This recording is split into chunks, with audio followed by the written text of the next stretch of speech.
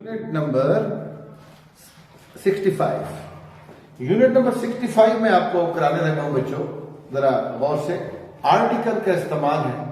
आपको पता है कि इंग्लिश में जो आर्टिकल है वो दो किस्म के हैं, ए एन और दा। ए एन को कहते हैं इनडेफिनेट आर्टिकल, दा को कहते हैं डेफिनेट आर्टिकल। यानी टोटल तीन हुए मगर किस्में दो हैं, ए और एन एक, दा दो। अब आप देखें यहां पे लिखा हुआ है ए और एन। इसको एक सिंपल अंदाज में मैं समझाना चाहूंगा। आ या एन ये कहां कहां आते हैं देखना। आप वॉल्स के लिए ए और एन लगाते हैं। वॉल्स क्या होते हैं?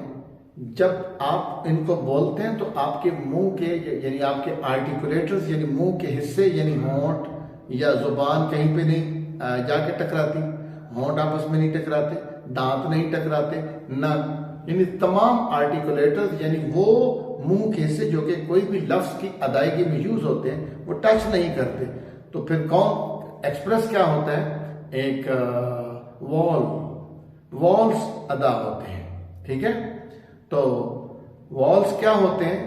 ए एन आप कहते हैं कि ए ई आई ओ you, A E I O you, इनको आप वॉल्स कहते हैं।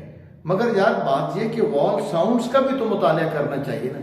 वॉल साउंड्स कौन सी होती हैं? ऐसी साउंड्स जो कि लफ्ज तो कॉन्सोनेंट होते हैं मगर साउंड उनकी आ होती है। मसलन एस तो इनिशियल साउंड इसकी भी आ बनती है, एल एल भी आ बनती है, एस पी एल एल भी। इस तरह एम में एम की साउंड आ बनती है। ठीक है, तो बास वॉल्स है मगर उनकी साउंड वॉल नहीं बनती, तो उनको भी हम वॉल नहीं ट्रीट करते, उनको भी बतौर कॉन्सोनेंट ट्रीट करते हैं। मसलन मैं कहता हूं ए ई आई ओ यू, ये तो बजाहिर वॉल्स है, कुछ वॉल साउंड्स भी हैं। अब ए और एन यानी आर्टिकल का मैं आपको इस्तेमाल समझा रहा हूं, तो इसमें वॉल का क्या ताल्लुक है? ए कॉन्सोनेंट के लिए, एन वॉल साउंड के लिए या वॉल्स के लिए। मसलन an umbrella, a cat. Consonant कौन से होते हैं? जो वॉल नहीं होते। और फिर कॉन्सोनेंट कौन से होते हैं? जो मुंह के हिस्सों के आपस में टकराने से पैदा होते हैं, उनको हम कॉन्सोनेंट्स कहते हैं। मैं कहता हूं मेरे पास एक कुर्सी है, आई हैव अ चेयर, लेकिन टकराए च पैदा हुई है साउंड, अ चेयर। ठीक है, मेरे पास एक सेब है, आई हैव एन एप्पल। जब कहा तो कुछ नहीं टकराया, फल आगे कॉन्सोनेंट साउंड है ना। ठीक है, आई have an apple, he has an umbrella. देखा, एन यानी इनिशियल साउंड जो है वो आ साउंड है, तो एन आएगा एक के लिए, और अगर आ साउंड नहीं है तो फिर क्या आएगा? आ आएगा। किसी एक चीज के लिए जो कि गैर मखसूस हो, ए और एन आते हैं। एन आता है वॉल साउंड के लिए और आ आता है कॉन्सोनेंट साउंड के लिए, किसी एक चीज के लिए जो कि गैर मखसूस हो। मगर जब उसी चीज का जिक्र दोबारा होगा तो उसके साथ दा आएगा, इसे कहते हैं डेफिनेट आर्टिकल। मसलन मेरे पास एक किताब है, आई have a book, book consonant, I have an apple, wall sound है, एन आया। वो किताब बड़ी खूबसूरत है, आई have a book, the book is very beautiful. अब दा क्यों आया? क्योंकि हमें डेफिनेटली पता है कि उसी किताब की बात हो रही है जिसके साथ पहले हमने आ लगाया था। मैं कहता हूं आई have an umbrella, the umbrella is very beautiful. अब उसी अम्ब्रेला के लिए आपने दोबारा जिक्र किया तो दा लगा दिया। I have a pen, the pen is very precious, very expensive. ठीक है, आ किसके लिए आएगा? किसी वाहिद चीज के लिए, मगर उसकी जो साउंड होगी इनिशियल वो कॉन्सोनेंट होगी। एन किसके लिए आएगा? जिसकी वॉल साउंड होगी।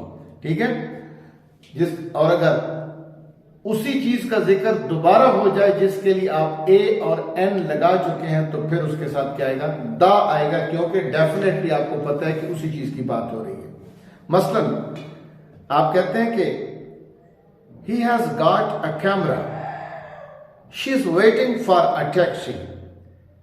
He has got a camera, she is waiting for a taxi, it's a beautiful day, आज दिन बड़ा खूबसूरत है, it's a beautiful day. Rachel works in a bank, in a bank, Rachel works in a bank. Can I ask a question, not ask question, एक सवाल, can I ask a question. I don't have a job at the moment. There is a woman at the bus stop. N कब आएगा? Wall sound है भाई, A E I O U, ये है जी walls. मगर अगर साउंड भी wall हो जाए, A E I O U के अलावा भी फिर N आएगा, मसलन वो LLB है, he is an LLB, he is an SHO, he is an MA। अब देखिए M में A S, ये सारी चीजों के लिए N क्यों आया? क्योंकि साउंड जो वॉल थी, जिसका वॉवल कहते हैं। Do you want an apple और अ बनाना, एन एप्पल और अ बनाना।